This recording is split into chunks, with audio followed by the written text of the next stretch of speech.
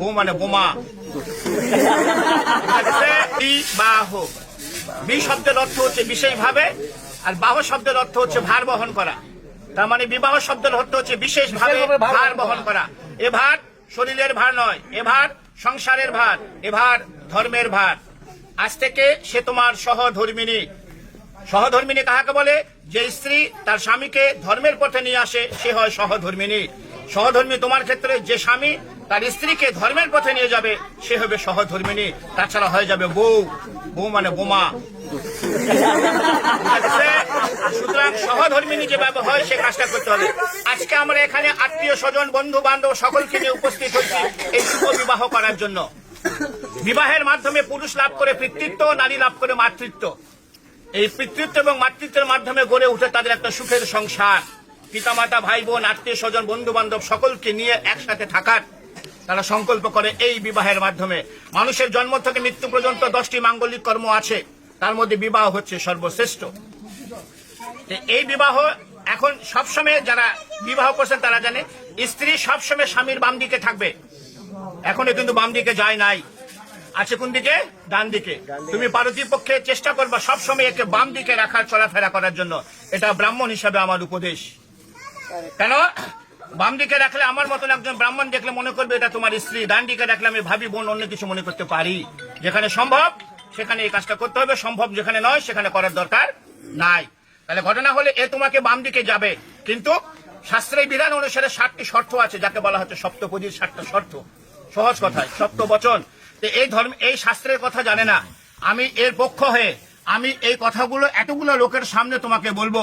তুমি রাজি থাকলে হ্যাঁ বলবা। হ্যাঁ অবশ্যই বলতে হবে, বিয়ে করতে চলে আসছি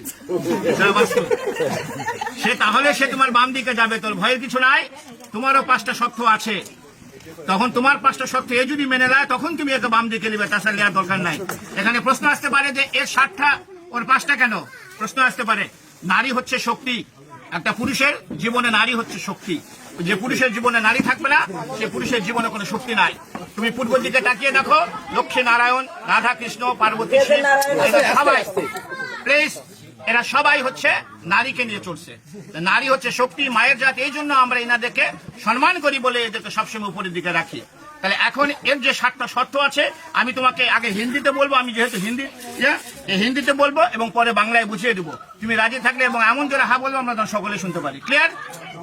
বলছে প্রথমে, হে पति বা হে স্বামী, तीर्थ यात्रा, व्रत उद्यापन, यज्ञ दान, पूजा पार्वन, उपवास इत्यादि शुभ कर्मों मेरे साथ लेकर करोगे तो मैं आपके बाम भाग में जाऊं। बोलছে হে पत्नी বা হে স্বামী, আজ থেকে যদি কোনো তীর্থ যাত্রা, ব্রত উদযাপন, যজ্ঞ দান, পূজা পার্বণ, উপবাস ইত্যাদি শুভ কর্ম একে সঙ্গে নিয়ে করো, তাহলে সে তোমার বাম দিকে যাবে, তাছাড়া নয়। কারণ সে গোত্রান্তর হয়ে তোমার গোত্রে চলে গেছে। রাজি কি রাজি নয়? राजी। द्वितीय, होम यज्ञ आदि करके देव को पूजन तथा श्रद्धा तर्पण आदि में पितरों में मेरे साथ लेकर पूजन करोगी, मैं तो आपके बाम भाग में जाऊं। बोलছে হোম যজ্ঞ आदि, ऐसे হোম যজ্ঞ आदि করে যদি কোনো দান করতে চাও এবং তথা শ্রদ্ধা তর্পণ, অর্থাৎ আমাদের মহালয়া যে হয় না, পিতৃপুরুষের নামে পূর্বপুরুষের নামে জল দিতে হয়, তিল তর্পণ করতে হয়। এই পূর্বপুরুষ যেহেতু সে গোত্রান্তর হয়ে তোমার গোত্রে গেল, এখন তোমার বাসায় যদি এই বিধানটা থাকে তাহলে একে সঙ্গে নিয়ে তোমাকে করতে হবে, তাহলে সে তোমার বাম দিকে যাবে, তাছাড়া নয়। राजी।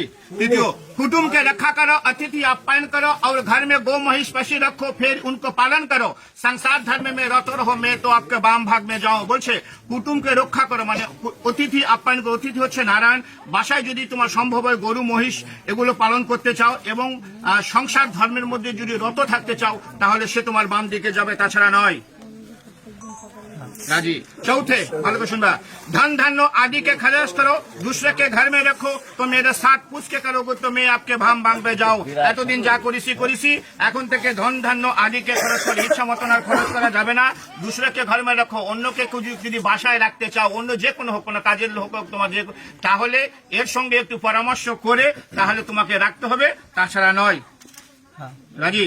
पांचवे, मंदिर बगीचा घर तालाब इत्यादि बनाओ, बना के तथा उसके रक्षा करो तो मैं आपके बांग भाग में जाओ। भगवान যদি কোনো সময় কৃপা করে তুমি মন্দির বানাও, বাগিচা বানাও, ঘর বানাও এবং বানানে শুরু হবে না, ওদেরকে রক্ষা করো, তাহলে সে তোমার এগুলি পরামর্শগুলো তার সঙ্গে একটু করতে হবে, কারণ সে হয়ে যাবে সহধর্মিনী। তার মানে তার সঙ্গে একটু পরামর্শ করে এই কাজগুলি করতে হবে, তাহলে সে তোমার বাম দিকে যাবে, তাছাড়া নয়। রাজি, এখন এই দুটো ভালো করে শুনবা। परदेश में यह अपना देश में व्यवसाय वाणिज्य चाकरी कृषि काज करके कमा कर लाओ और मेरे संपूर्ण भरण पोषण करो। मेरे बाबा माँ भाई बहन आत्मीय सज्जन के सम्मान करो तो मैं आपके वाम भाग में जाऊं। নিজের দেশে হোক বিদেশে হোক যার যে কর্ম ব্যবসা বাণিজ্য চাকরি কৃষি কাজ করে ইনকাম করে এনে এর সম্পূর্ণ ভরণ পোষণ তোমাকে করতে হবে। এর বাবা মা ভাই বোন আত্মীয় স্বজন যেগুলো আছে তাদেরকে সম্মান করতে হবে, তাহলে সে তোমার বাম দিকে যাবে, তাছাড়া নয়। রাজি, এটা একটু ভালো করে শুনে দিন, অবশ্য তোমার কাছে কোনো সমস্যা নেই। सतवें, आज से हम आपका पत्नी सब सुख दुख भाग करके लेऊंगा और रत्न तो हीन भावना और कमाना हुए, परंतु पर स्त्री और पर नारी के नाश हो तो मैं आपके बाम भाग में जाऊं। কি বলছে? আজ থেকে আমি তোমার পত্নী, আমরা একে অপরের সুখ দুঃখ ভাগ করে নিব, অত্যন্ত হীন ভাবনা ও কামনা হয়ে, परंतु पर স্ত্রী অন্য কোন স্ত্রী পর নারীকে নাশ হও, অর্থাৎ একে আজ থেকে যে চোখে দেখা যাবে এই চোখটা আর অন্য কোন নারীর প্রতি দেওয়া যাবে না, তাহলে সে তোমার বাম দিকে যাবে, তাছাড়া নয়। তোমার 7টা শর্ত সে মেনে দিছে, আমরা শুনছি। এখন তোমাদের 5টা শর্ত আছে, তোমাকে বলবে, তুমি যদি মেনে নাও তাহলে সে তোমাকে বাম দিকে নিবে, তাছাড়া কিন্তু গুটে টালমা চলে যাবে। ভালো করে শুনবা। बर বলছে, हे पत्नी मेरे चित्त के अनुकूल तुम्हारा चित्त रहेगी और सदा सदैव मेरे आज्ञा पालन करेगी तो तुम्हारा कहा हुआ वचन मैं मान लूंगा। বলছে, হে पत्नी मेरे चित्त के अनुकूल, চিত্ত শব্দের অর্থ হচ্ছে মন, ওর মনের অনুকূলে তোমার মন সদা সর্বদা থাকতে হবে এবং তার আজ্ঞা পালন করতে হবে, তাহলে সে তোমাকে বাম দিকে নিবে, তাছাড়া নয়। राजी। बर बोलते, सदा सदैव तुम प्रतिव्रत धर्म में प्राण रहोगी और प्रति सेवा करोगी तो तुम्हारा कहा हुआ वचन मान लूंगा। সে বলছে তুমি সদা সदैव প্রতিব্রত যে ধর্মটা আছে সেই ধর্মটা তোমাকে পালন করতে হবে, আর প্রতি যে সেবাটা আছে সেই সেবাটাও তোমাকে করতে হবে, তাহলে সে তোমাকে বাম দিকে নিবে, তাছাড়া নয়। আচ্ছা, এখন ভালো করে শুনবা এই কথাটা কিন্তু। बर बोलता है, बोलছে, आज से तुम्हारा सास सिंहार जब मैं घर रहूंगी तब तुम पूरा तरह से करोगी, अन्यथा नहीं, इसलिए तुम्हारा सब सास सिंगार मेरे लिए है। बर বলছে, স্বামী যখন, প্রত্যেক নারীরই কর্তব্য, যারা আছেন বিবাহ করছেন তারা জেনে নেন, প্রত্যেক নারীরই কর্তব্য, স্বামী যখন বাসায় থাকবে তখন নারীদেরকে উচিত অত্যন্ত সেজে গুজে থাকার। স্বামী বাসায় নাই, সাজার কোনো দরকার নাই, কারণ এই সাজ দেখার অধিকার সম্পূর্ণ হচ্ছে স্বামীর। ওই একটা শর্ত দিয়ে আসছে, ওই যে পরন্ত পর স্ত্রী না, এই যদি সেজে গুজে অন্য জায়গায় থাকে অন্যজনের চোখ পড়বে। এজন্য স্বামী যখন বাসায় থাকবে প্রত্যেক নারীদের সেজে গুজে থাকতে হবে, স্বামীর চোখ যান অন্য কোন নারীর প্রতি না যায়। স্বামী যদি বাসায় থাকে সাজবে, স্বামী বাসায় না সাজা দরকার নাই। স্বামী যদি তোমাকে সঙ্গে করে কোথাও নিয়ে যায়, তুমি যত পরিমাণ সেজে গুজে যাবা তাহলে সে তোমাকে বাম দিকে নিবে, তাছাড়া নয়। রাজি, আজকালকার যুগে স্বামী যখন বাসায় থাকে মেয়েরা কি করে? ট্যাক্সি করে থাকে।